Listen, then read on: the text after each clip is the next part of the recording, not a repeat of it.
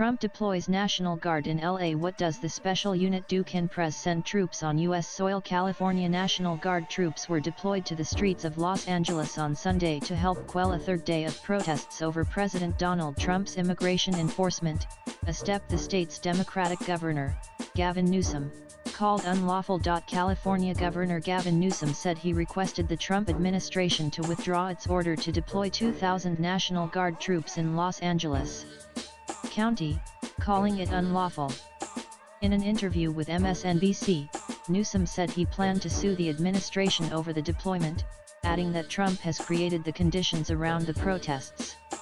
Newsom accused Trump of trying to manufacture a crisis and violating California's state sovereignty.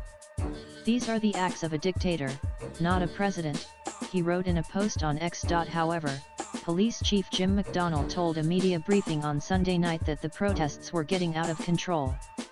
Asked if the National Guard was needed, McDonnell said police would not go to that right away, but added, "Looking at the violence tonight, I think we've got to make a reassessment." In a social media post, Trump called on McDonnell to do so. "He should, right now." Trump added, "Don't let these thugs get away with this. Make America great again." NANANU.'s Northern Command said 300 members of the California National Guard had been deployed to 3 spots in the Los Angeles area. Their mission was limited to protecting federal personnel and property. National Guard troops guarded federal government buildings as police and protesters clashed in separate demonstrations over federal immigration raids in Los Angeles.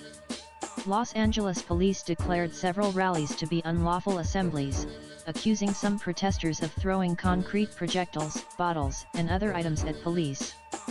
Video images showed several self-driving cars from Alphabet's Waymo were set ablaze on a downtown street on Sunday evening. Los Angeles police officers on horseback attempted to control the crowds. Pic.twitter.com 47309 OSPC Pete Hughes June 8, 2025 Trump's justification for the National Guard deployment cited a provision of Title 10 of the U.S. Code on the Armed Forces. However, Title 10 also says the orders for these purposes shall be issued through the governors of the states. Title 10 allows for National Guard deployment by the federal government if there is a rebellion or danger of a rebellion against the authority of the government of the United States. Those troops are only allowed to engage in limited activities and cannot undertake ordinary law enforcement activities. Trump's memo says the troops will temporarily protect ICE and other United States government personnel who are performing federal functions, including the enforcement of federal law, and to protect federal property, at locations where protests against these functions are occurring, or are likely to occur. Despite Trump's rhetoric about the demonstrations, he has not invoked the Insurrection Act, an 1807 law that empowers a president to deploy the U.S. military to suppress events like civil disorder. Asked on Sunday whether he was considering doing so, he said, "It depends on whether or not there's an insurrection." In 2020, Trump had asked governors of several states to send troops to Washington, D.C., to respond to demonstrations that arose after George Floyd was killed by Minneapolis police officers. Many of the governors he asked agreed, sending troops to the federal district. The governors that refused the request were allowed to do so, keeping their troops on home soil. This time, however, Trump is acting in opposition to Newsom, who under normal circumstances would retain control and command of California's National Guard. The National Guard is a unique branch of the U.S. military that has both state and federal responsibilities. It consists of 2 parts: the Army National Guard and the Air National Guard, which are both considered U.S. military reserve components. It has been called upon in recent years to respond to many domestic events, including natural disasters, the COVID-19 pandemic, anti-racism protests, and border security challenges. As its domestic role has grown, the Guard has also become more integral to international U.S. military operations. The Air National Guard in particular carries out critical military intelligence analysis, including in Ukraine and the Middle East. The President can deploy the Guard to serve missions overseas, which has happened more frequently in recent years, including to Afghanistan, Iraq, Poland, and the Horn of Africa. Their recent deployments. According to AP, federal military forces are not allowed to carry out civilian law enforcement duties against U.S. citizens except in times of emergency.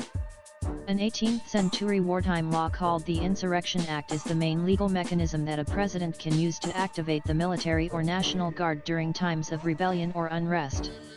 But Trump didn't invoke the Insurrection Act on Saturday. Instead, he relied on a similar federal law that allows the president to federalize National Guard troops under certain circumstances. He federalized part of California's National Guard under what is known as Title 10 authority, which places him, not the governor, atop the chain of command, according to Newsom's office. The law cited by Trump's proclamation places National Guard troops under federal command. The law says that can be done under 3 circumstances: when the U.S. is invaded or in danger of invasion, when there is a rebellion or danger of rebellion against the authority of the U.S. government, or when the president is unable to execute the laws of the United States, with regular forces. But the law also says that orders for those purposes shall be issued through the governors of the states.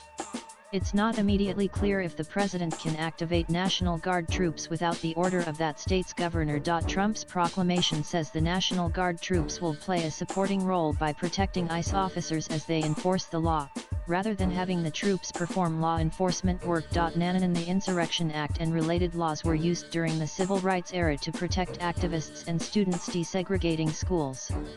President Dwight Eisenhower sent the 101st Airborne to Little Rock, Arkansas, to protect black students integrating Central High School after that state's governor activated the National Guard to keep the students out. George H.W. Bush used the Insurrection Act to respond to riots in Los Angeles in 1992 after the acquittal of white police officers who were videotaped beating black motorist Rodney King. Let's get this straight: 1. Local law enforcement didn't need help. 2. Trump sent troops anyway to manufacture chaos and violence. 3. Trump succeeded. 4. Now things are destabilized and we need to send in more law enforcement just to clean up Trump's mess.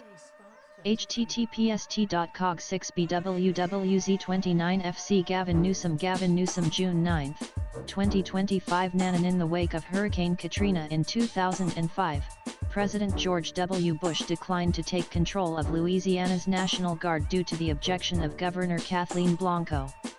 Governors have at times requested that the federal government assume control over their Guard units, as California Governor Pete Wilson did during the 1992 Los Angeles riots. In a few instances, presidents and governors have clashed over the military's domestic law enforcement role, particularly during periods of civil unrest. While governors can call on Guard members to serve as temporary law enforcers, presidents cannot do so under normal circumstances. The Posse Comitatus Act generally prohibits the president from using the military in this role.